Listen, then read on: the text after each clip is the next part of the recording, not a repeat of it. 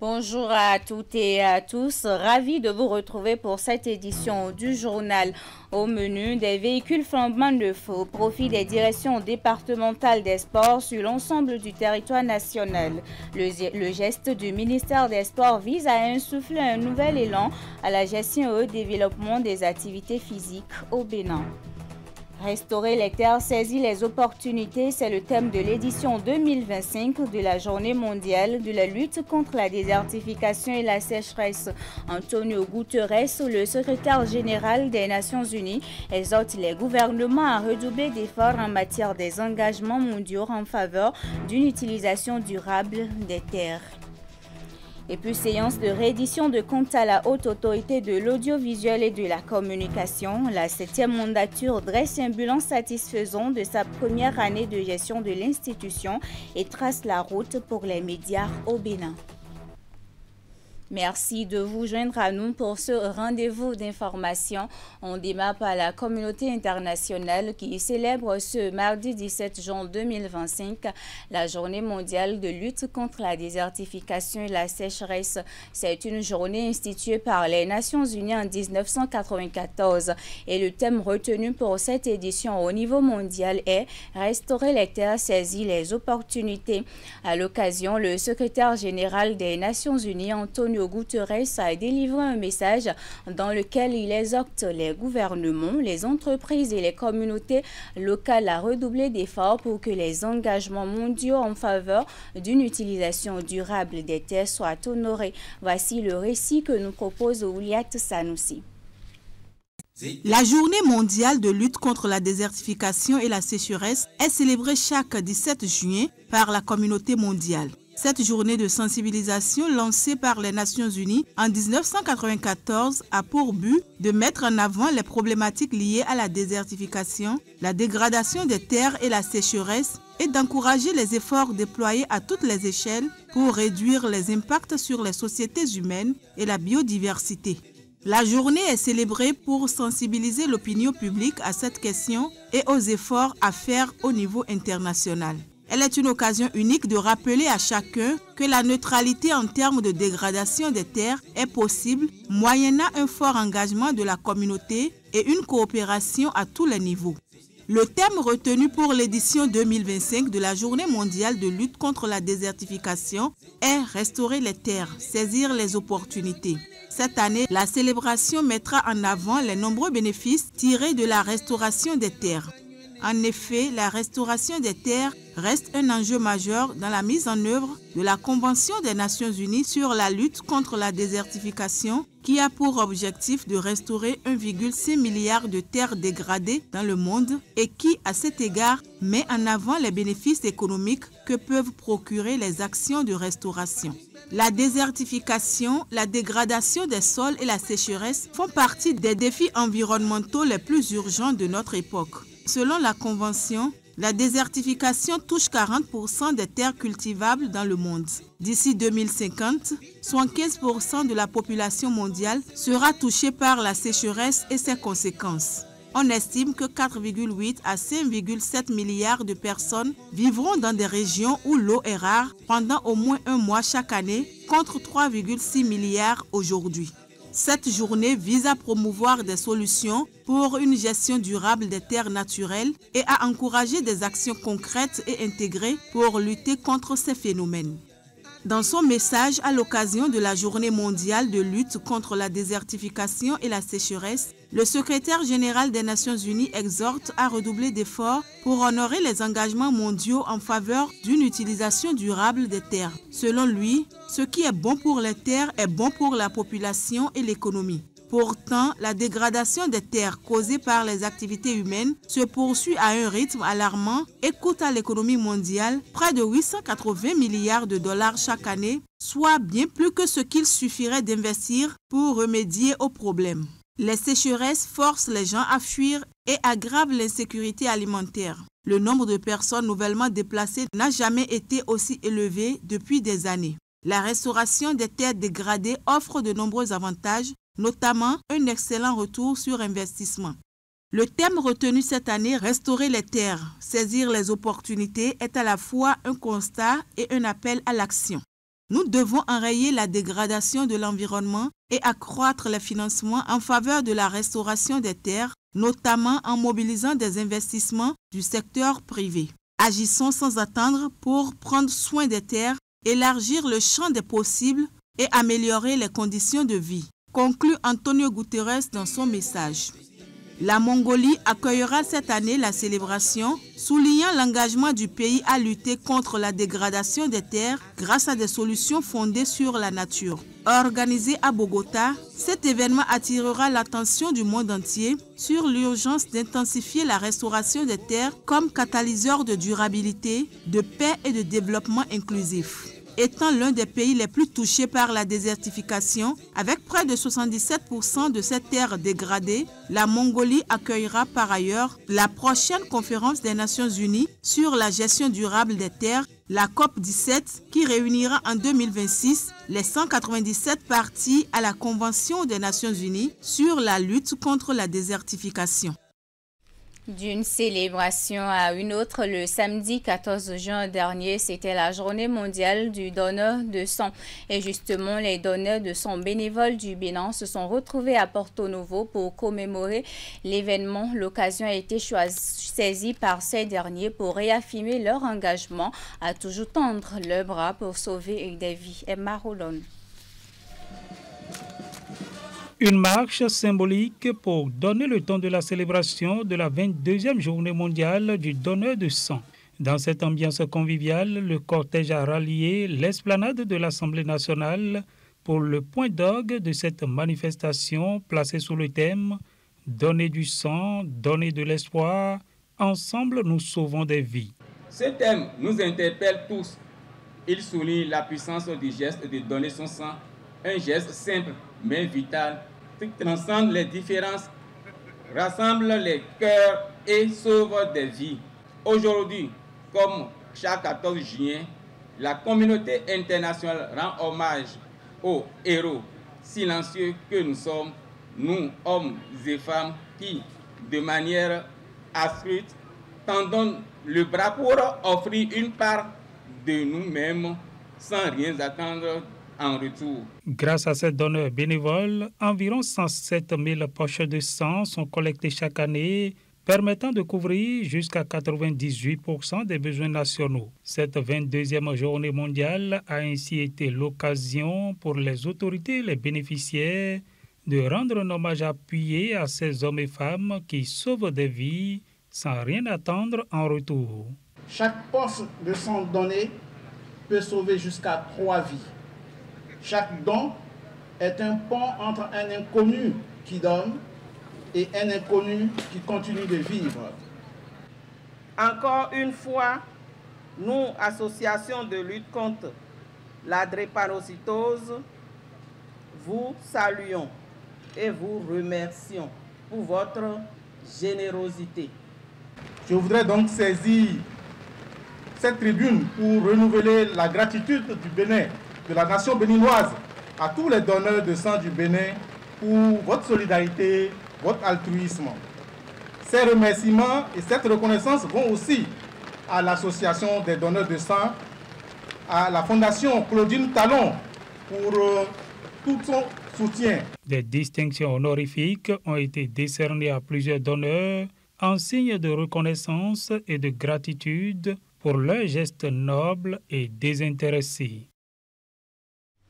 En politique, le ministre conseiller en charge de la défense et de la sécurité Rachidi Badamassi est allé à la rencontre des habitants des quartiers Tituré au quai d'Ema à Parakou pour écouter leurs doléances et raviver les liens. Une forte mobilisation, des échanges directs et un message clair à l'approche de 2026. Epiphane Chabi et Franck Legla.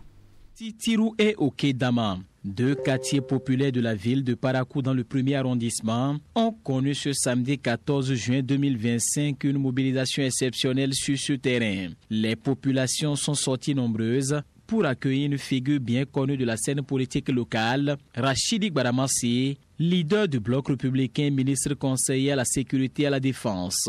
Accompagné des responsables communaux et d'arrondissement de son parti, le ministre conseiller Rachidi Baramassi a échangé avec les habitants sur les préoccupations qui minent leur quotidien. À l'ordre du jour, accès à l'eau potable, extension de l'électricité, infrastructures sportives, emploi des jeunes, marché pour les femmes et crédit pour les activités génératrices de revenus. Le message est clair et il est bien reçu par Rachidi Baramassi qui pourtant n'a pas mâché ses mots. Quand vous demandez le pain à un fétiche et que le pain vous donne le caillou, il vaut mieux tourner le dos à ce fétiche.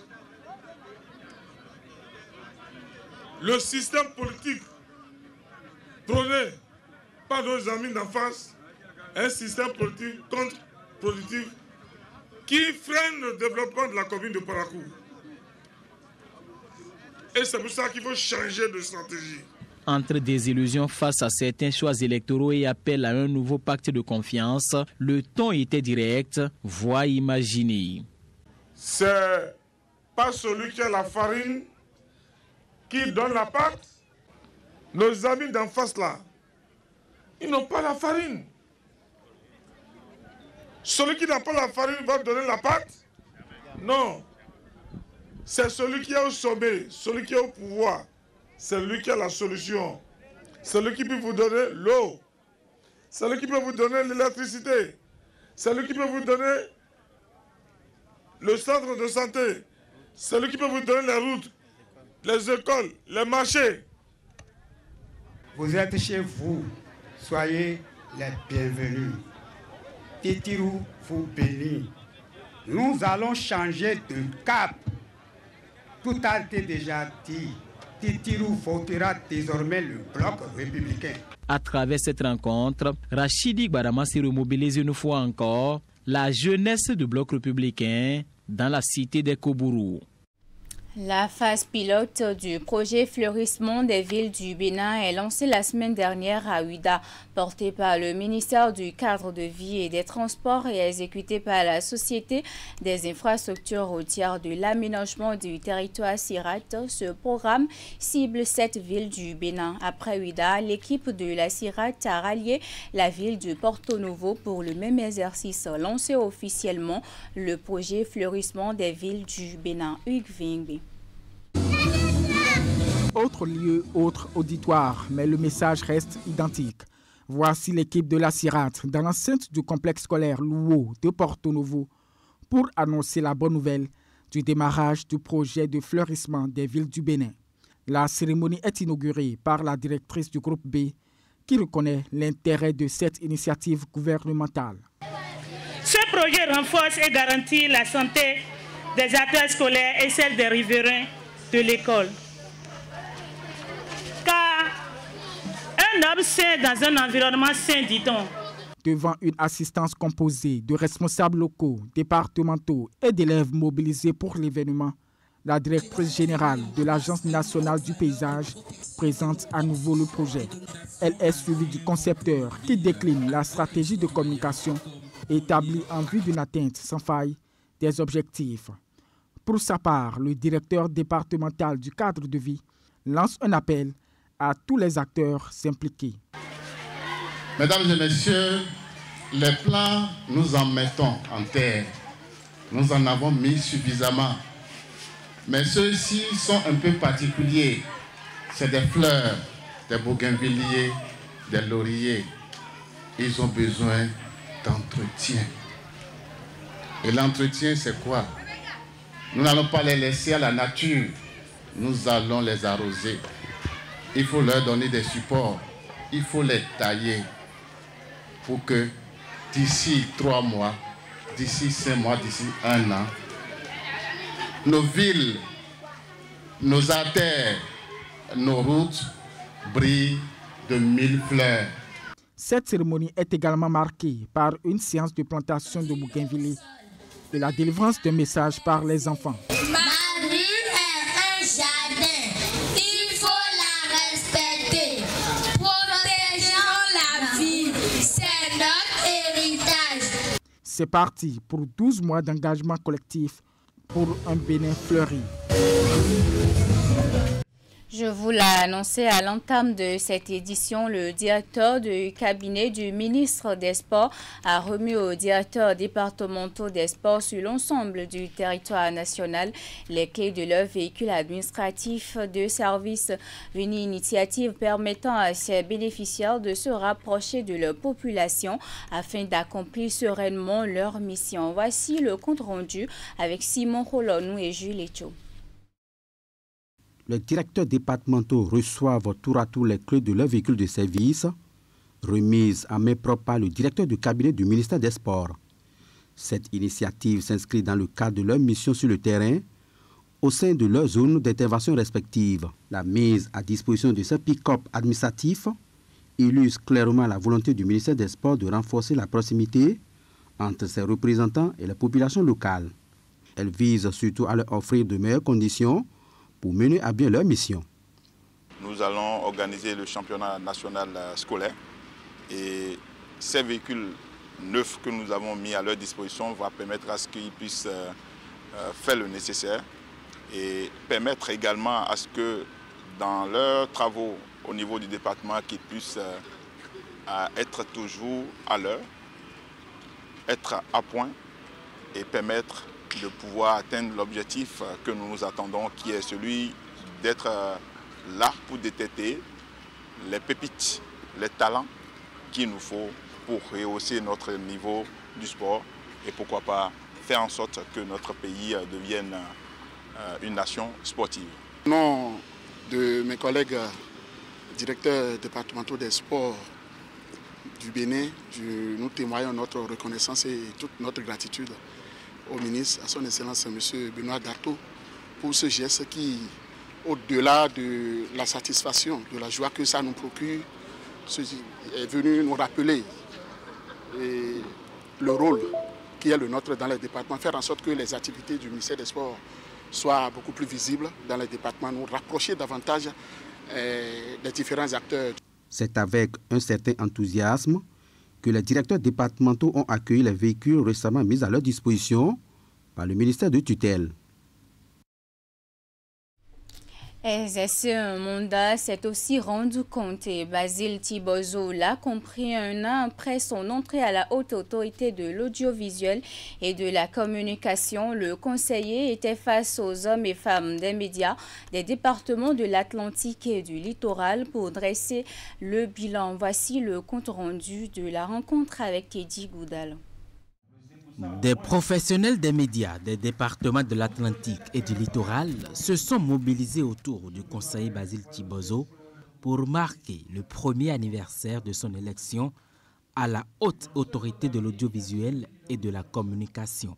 Une rencontre qui, loin d'être festive, s'est voulu un moment de reddition de comptes pour le deuxième rapporteur de l'institution. Je l'ai dit il y a un an, aujourd'hui je suis encore là pour le dire, entre la promesse et la date de la tenue de la promesse, il y a seul Dieu qui puisse programmer que ça soit ainsi. Conseil Basile, je pense que cet exercice, c'est Dieu qui va t'accompagner et je pense que tu vas relever le défi de rester proche de la base. Promesse tenue donc pour Basile Thibozo, un acte salutaire qui lui permet de mettre en lumière les innovations portées par la 7e mandature de la HAC en une année de gestion. Le conseiller a éclairé la lanterne de ses mandants sur les efforts engagés en matière d'assainissement du secteur, de formation, de délivrance de la carte de presse et bien d'autres chantiers. L'aide de l'État ne va tomber que sur des journaux ayant une licence légale en République du Bénin. Je ne connais pas la HAC. Des journaux qui utilisent des journalistes professionnels détenteurs de la carte de presse. La carte de presse aujourd'hui, c'est l'autre réforme parce que désormais, ce sera en ligne que les requérants vont introduire leur demande de renouvellement ou de nouvelle attribution. Et au niveau des médias en ligne, on a lancé la procédure. Il y a une présélection qui a été faite. Il est clair qu'une institution comme la HAC ne peut jamais conférer, donner autorisation à des gens qui utilisent le portable comme média en ligne. Jamais. C'est une démarche de redevabilité activité qui renforce la confiance entre les acteurs des médias et leurs représentants au sein de la HAC. La métamorphose s'opère au niveau de la HAC, 7e mandature, pour le bien des journalistes. Donc il a brisé le tabou selon lequel, quand on va à la HAC, on ne peut même pas venir parler. Basile Tibozo donne rendez-vous samedi 21 juin 2025 aux journalistes des départements de Lomé et du Plateau pour le même exercice.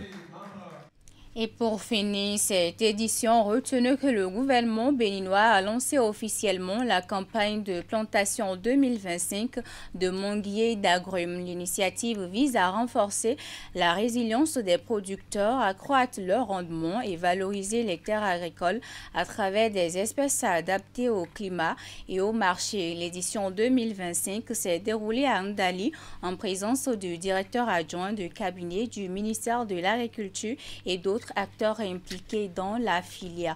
Ulrich Caballo et Socrate Anthony.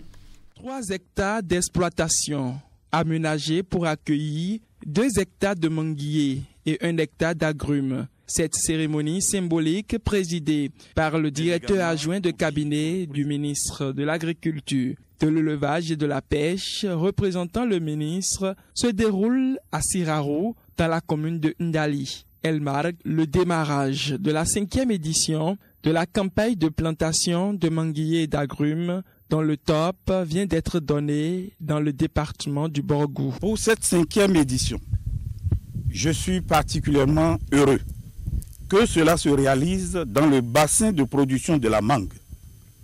Et le ministère a saisi cette occasion pour manifester à tous les acteurs des filières mangue et agrumes sa proximité, son attachement et son amour.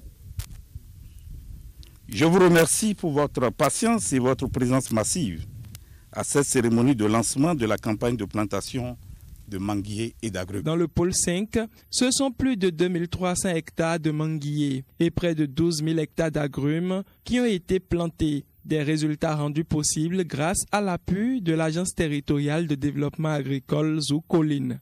Cette filière a eu des subventions pour des investissements structurants et pour la mise en place des plans greffés certifiés.